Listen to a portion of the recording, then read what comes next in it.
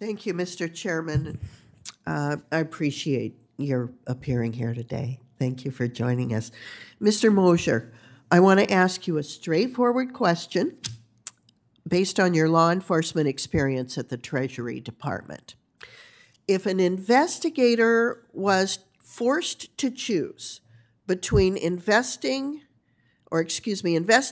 an illicit finance case involving cash or digital assets, which do you believe most would choose and why? Thank you for the question, Senator Lummis. I think there's no question, and comes from time at the Department of Justice and also being the head of enforcement at OFAC. It is far, far faster to get to the critical point that you need to dig deeper with cryptocurrency, given the nature of the public ledger. This is for several reasons. One, you have a public immutable ledger. So if you take the example of when OFAC designates an address, within hours, mathematical heuristics from Chainalysis, TRM, Elliptic, all these tools out there are quickly building out all the public ledger networks that are associated with that address through co-spending and other relatively mathematically certain ways of at least knowing what the association is.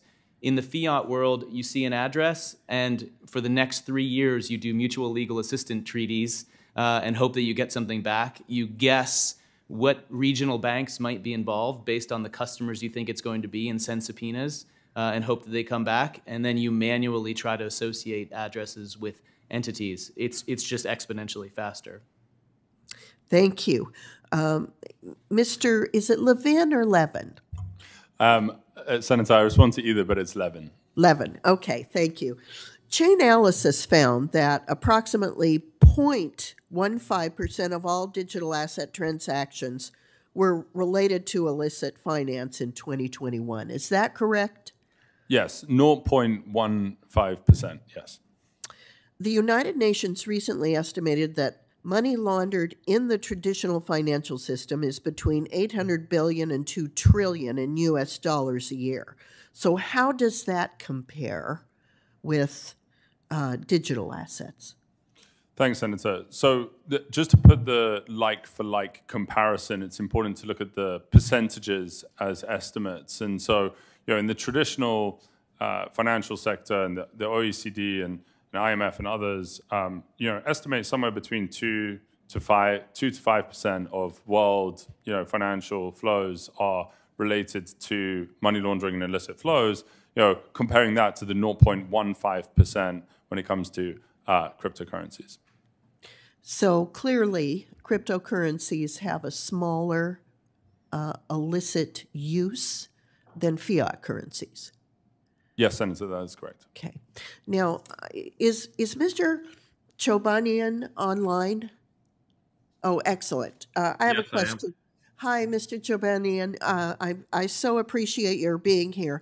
I want to ask you about the record sums of money that the people of the world have donated to Ukraine using digital assets over the last few weeks. How long did it take for you to set up the infrastructure to begin accepting donations? And how long does it take for the Ukrainian government to begin to use those donations? Thank you. So the setup was about 10 minutes. The hardest part was to actually put the addresses on the Twitter because we had to go through the bureaucracy of who is in charge of a Twitter account of Ukraine. And in terms of usage, the minute the crypto landed on these addresses, the government could use them. So immediately, no bureaucracy here.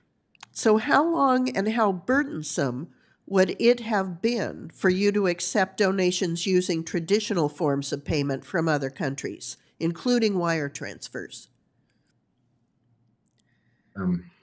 If I can remember and recall correctly, I think it took National Bank about 10 days to post the IBAN and the rest of the correspondent addresses needed to wire the money into Ukraine. So digital assets have made an important difference to the defense of Ukraine. Is that true? I can answer it differently. We actually received the first humanitarian aid on the second day after we received the first crypto. So we spent it immediately, and next day the goods were in Ukraine, less than 24 hours. Is that the answer? That is the answer. And I'm so pleased you were willing to take the time to be with us today, because while a lot of attention has been paid here in Congress to whether the Russians could use digital assets to evade sanctions, there's been very little attention paid to how much the existence of digital assets have benefited the Ukrainians in being able to get badly needed supplies. So I'm deeply grateful to all of our witnesses today. Thank you very much, Mr. Chairman. I yield back.